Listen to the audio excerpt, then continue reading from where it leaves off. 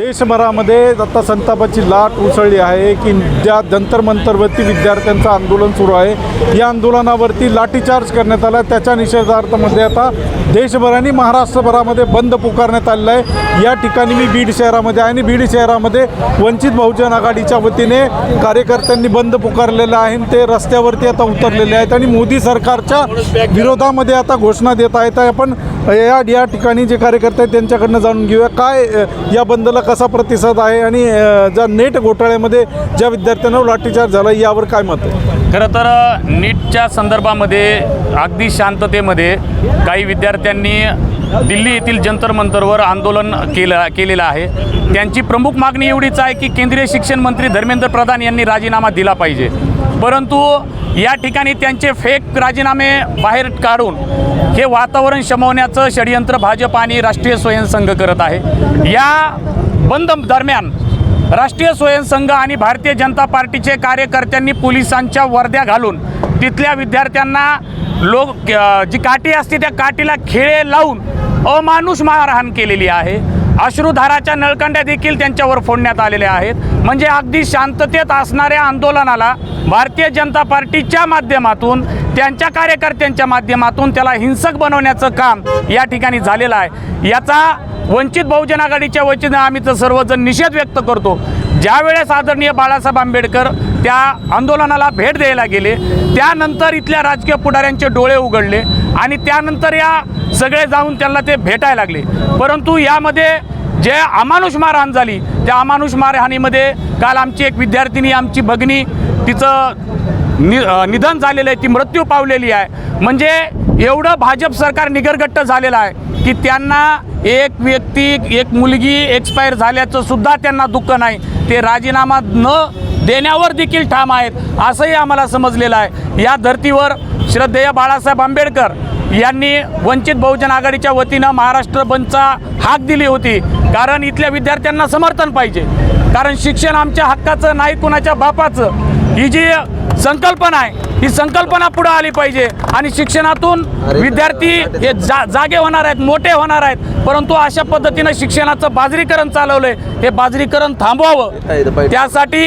या ठिकाणी जे दिल्लीमध्ये आंदोलन झालं त्याच्यावर जो अमानुष लाठी हल्ला झाला त्याबद्दल जाहीर निषेध व्यक्त करतो।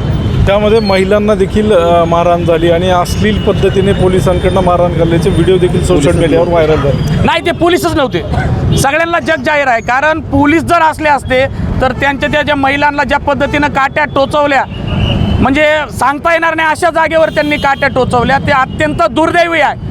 हे भाजप पुरस्कृत पोलीस आहेत, त्या ठिकाणचे जे काही असतील ते भाजप पुरस्कृत आहेत आणि त्यांचाही आम्ही या ठिकाणी जाहीर निषेध करतो। आणि आम्ही आता यानंतर जर 2 दिवसामध्ये त्यांनी जर राजीनामा नाही दिला तर बीड जिल्ह्यातून हजारो भीमसैनिक, हजारो विद्यार्थी आम्ही दिल्लीला जाणार आहोत। या ठिकाणी हजारो भीमसैनिक आता दिल्लीला जाणार आहेत असं देखील यांनी सांगितले। काय सांगाल, जी लाठीचार्ज झाला, महिलांवरती अत्याचार करण्यात आला त्या ठिकाणी आणि जो नेट घोटाळा आहे त्याच्यावरती कारवाई न करता विद्यार्थ्यांवरती लाठीचार्ज केला, याच्याकडे कसं पाहता? एक अण्णाभाऊ साठेचं वाक्य या ठिकाणी सांगावंसं वाटतं। अण्णाभाऊ साठे म्हणतात की ये देश की आज़ादी झूठी है, देश की जनता भूकी है। म्हणजे हे स्वातंत्र्य आहे आपल्याला फक्त सांगण्यासाठी आहे।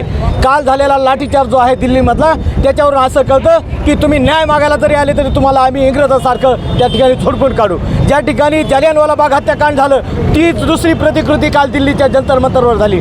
जे विद्यार्थी न्याय मागण्यासाठी गेले, नीटच्या परीक्षेचं सातत्याने पेपर फुटे होते, याला जबाबदार जो व्यक्ती आहे त्याचा राजीनामा मागण्यासाठी गेला असताना सरकारने त्या ठिकाणी त्या धर्मेंद्र प्रधानची पाठराखण केली। विशेष म्हणजे विद्यार्थ्यांना ज्या पद्धतीने मारलं ती पद्धत भाजपची विचारधारा सांगते की महिलांना त्या ठिकाणी मान सन्मान नाही, विद्यार्थ्याला मान सन्मान नाही। एका आमच्या भगिनीच्या पार्श्वभागामध्ये लाकूड लावणारा तो कार्यकर्ता हा भाजपचा RSSचा कार्यकर्ता आहे, तो पोलीस अधिकारी नाही। म्हणून बीडमध्ये सुद्धा सगळ्या पोलीस अधिकाऱ्यांना मी सांगतो की तुमच्यामध्ये थोडी लाजशरम असेल तर विचार करा की तुम्ही जरी तुमच्या या सत्ताधारीची पाठराखण करत असाल, तुमच्या बहीण बेटीचं, तुमच्या मुलीचं रक्षण आम्हीच करणार। या आंबेडकरावतीवर तुम्ही किती अन्याय अत्याचार केले तर तुमच्या बहिणीच्या, तुमच्या इज्जतीचे रक्षण आम्ही आंबेडकरावती करणार आहोत। मित्रांनो, फक्त धर्मेंद्र प्रधानचा राजीनामा नाही तर हे पूर्ण सरकार भ्रष्ट आहे। सरकार उतरून टाकल्याशिवाय तुमची आमची ही गुलामगिरी संपणार नाही मित्रांनो। म्हणून त्या जो शिक्षण मंत्री आहेत त्यांचा राजीनामा घेतल्यानंतर नेट घोटाळा सुरळीत होईल असं वाटतं? त्याचा राजीनामा हे प्रतिकात्मक आहे, तो राजीनामा झाल्याने काही ही परिस्थिती बदलणार नाही. एक गाडावर गेलं तर दुसऱ्या गाडावरच येणार आहे. मोदी सरकारमध्ये जेवढे काही मंत्री आहेत त्याचा विचार करा कोण किती शिकलेला आहे. स्वतः मोदीची डिग्री नाही तर त्याच्या खालच्या मंत्रिमंडळातल्या कोणत्या डिग्री आहेत. मित्रांनो, मूर्ख लोक जर आपल्यावर राज्य करीत असतील तर आपण किती मूर्ख निघलो या भारतातले लोक.